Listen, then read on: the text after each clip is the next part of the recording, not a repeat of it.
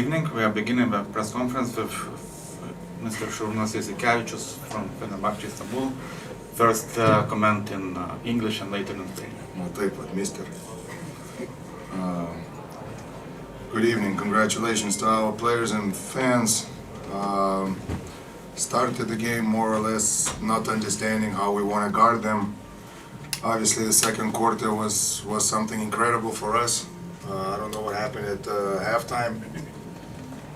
We came out soft, like we thought that we're gonna win easily in this arena. Ultimately,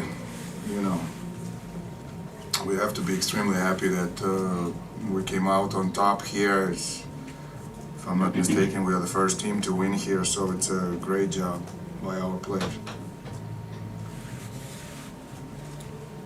Treneri neapleidžia traumas, ką pavyko suspėti sužinoti apie Biberovičiaus situaciją? Manau, kad nieko nėra baisaus. Nežinau, ar galės sekmadienį žaisti ar ne, bet savo, kad nieko tokio nežinau. Sakau, ar galima taip man čia šnekėti, bet savo, kad nieko baisaus nežinau. Treneri paminėjo tą atkarpą antram kėliny, kai viskas gerai klostėsi, trečiam kėliny jau viskas atvirkščiai buvo.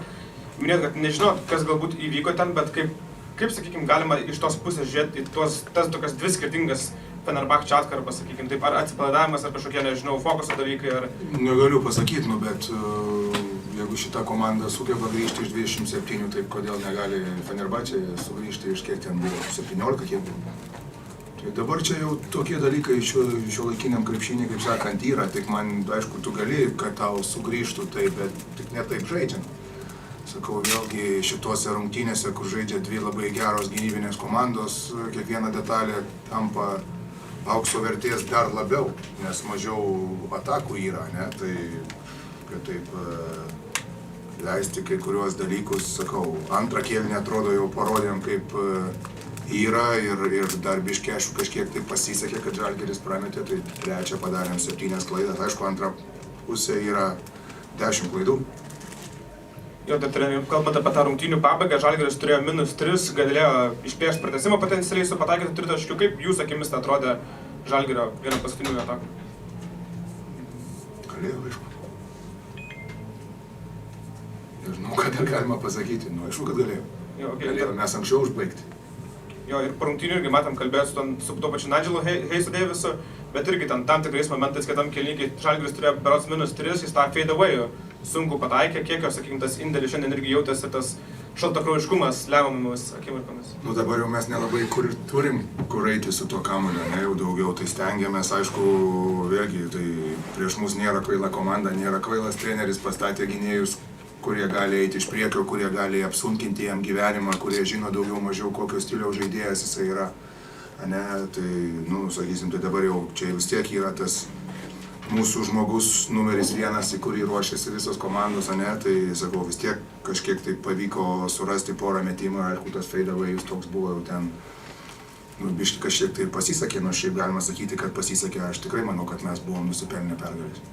Vakar oro uoste minėjot, kad Lonnie Walkeriui truputį lengviau yra įsilieti į Eurolygą lyginant su Skylar Maysu ir šiandien jis 21 naudingumo balą surinko, gerą pasirodymą turėjo. Kaip jūsų akimis, kokį potencialą jisai turi šitoje Eurolygoje, pamačius jį taip jau, sakykime, iš arti, kas jau geras ir... Aš manau, kad tai vis tiek Eurolygos mastu turėtų būti elitinis taškų rinkėjas, ne, ir sakau, jam nėra gana sunku, vis tiek Žalgiris jau kažkiek tai turi sistemą, galvojant apie Francisco, ne, kad kažkiek tai jam jau duoda laisvę žaisti 1-1, nes ko gero tai yra geriausia jo dalis, tai įvesti dar šalia jo Lonnie Walkerį, nemanau, kad yra kažkoks labai didelis adjustmentas.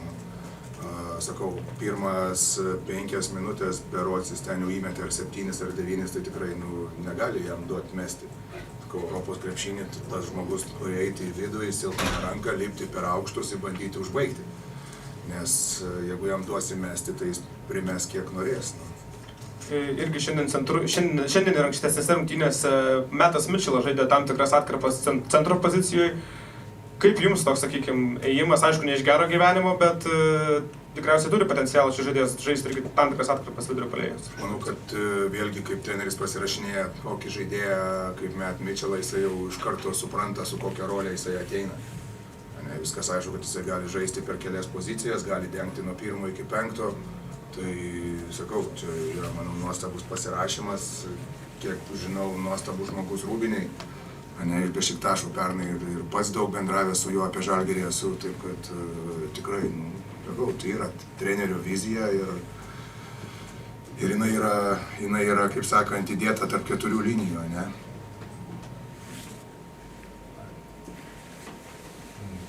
Jūs žaisdami prieš Volkerį gal nesustabdėte visiškai nuo jo atakų, bet kiek sunku pasiruošti prieš tokį žaidėją, kuris naujas Eurolygoje, iš vienos pusės žinote, kad tai yra elitinis krepšininkas, iš kitos dar nežinia, kokį vaidmenį jis turės komandai. Nu, tu vis tiek bandai pasakyti savo žaidėjam, ko tu negali jam duoti. Ne? Tu, sakysim, bandai sustatyti gynybą, kad nuo kažkur gali parizikuoti. Aš tikrai nesu tas treneris, kuris bando, kaip sakant, atimti aikšteliai viską. Manau, daugiau mažiau žaidži tą procentų žaidimą ir kartais geriau, kartais blogiau. Tai, nu, sakau, aišku, aš vėlgi pabrėžiu, kad jis ateina iš NBA, kur jeigu tu apeisi savo žmogų, greičiausiai, kad tu jau sutiksi vieną tik tai žmogų, tai reiškia, Europoje reikia prieš jį siūsti 3 žmonės. Čia labai paprasta matematika, kiek aš suprantu. Treneri, praėjusią savaitę Fenerbahčė pasirašė bitimą ir dėl kokių priežasčių vis tik buvo nuspręsta jį išnuomoti kitai Eurolygos komandai, nepasilikti pas save ir apskritai kokią viziją ilgalaikiai perspektyvai su juo mato? Mūsų manimų tai yra geriausias turkas šiuo metu rinkoje. Vietiniai žaidėjai, aišku, yra labai svarbus. Vizija yra ta, kad jau negalim lapkričio mėnesį dar daugiau bandyti žaidėjų integruoti. Mes absoliučiai jaučiamės kaip rugpjūčio vidury dabar. Su žaidėjais šneku kalba, kuri nesuprantama nei žaidėjam, nei ką jie sako, man nesuprantama. Sakau, bandom kažkaip išgyventi tikrai ir taip toliau. Nežinau, žaidėjai tikrai surinkom mūsų manimų tikrai labai gerus charakterius, jie kovoja, stengiasi. Bet kaip ir daug kartų sakom, jie atėjo absoliučiai iš kitų sferų. Atėjo 2 iš Makabio, 2 iš Milano, dabar turim iš NBA 2, momentais žiūri jie į tave kaip į... Tai sakau, gali čia aišku, Eurolygo niekam neįdomu, čia tavo pasiaiškinimai, reikia rinkti pergalės ir taip toliau. Tai šiuo metu dar aišku viskas kaip ir okei, bet tikrai norėtųsi geresnio žaidimo ir žinau, kad mes jo tikrai negausim, nes dabar net ir neturim žaidėjų.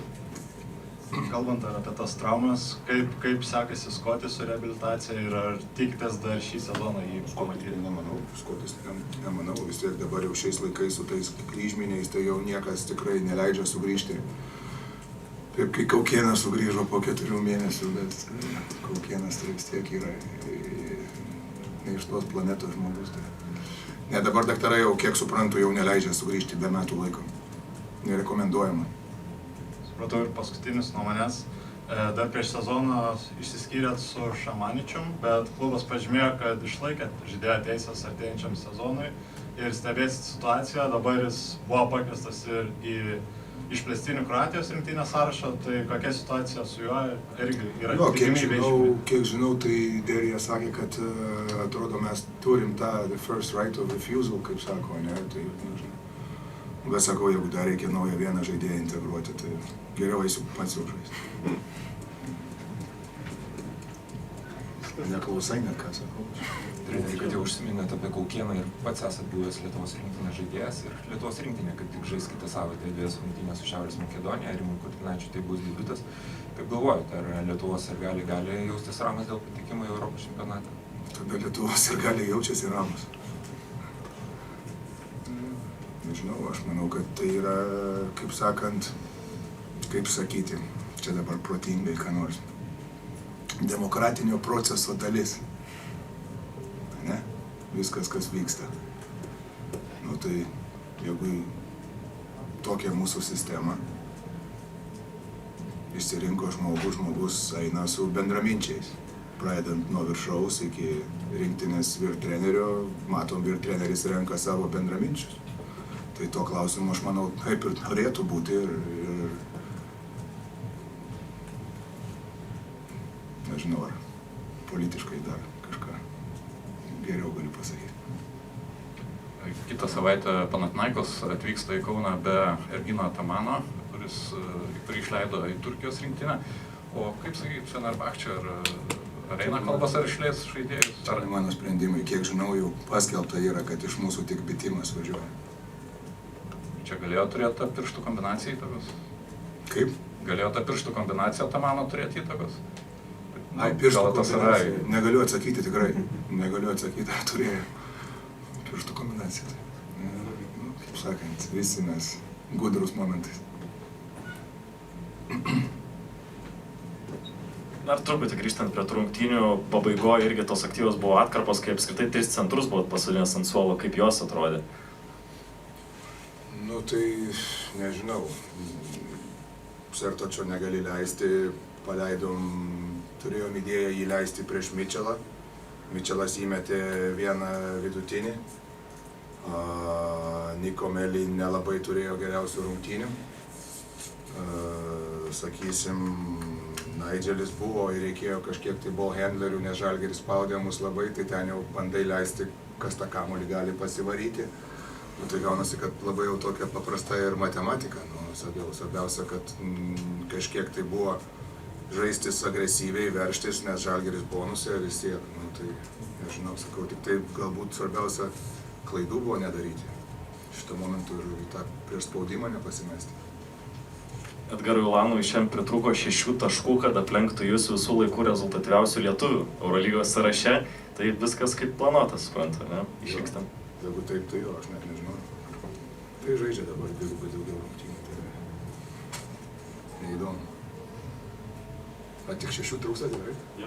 Melį dar yra svarbiai trūksta. Kuom? Melį. Kuriam? Jūsų žaidėjai, Nikolai. Tai tas neįdomus. Gerai?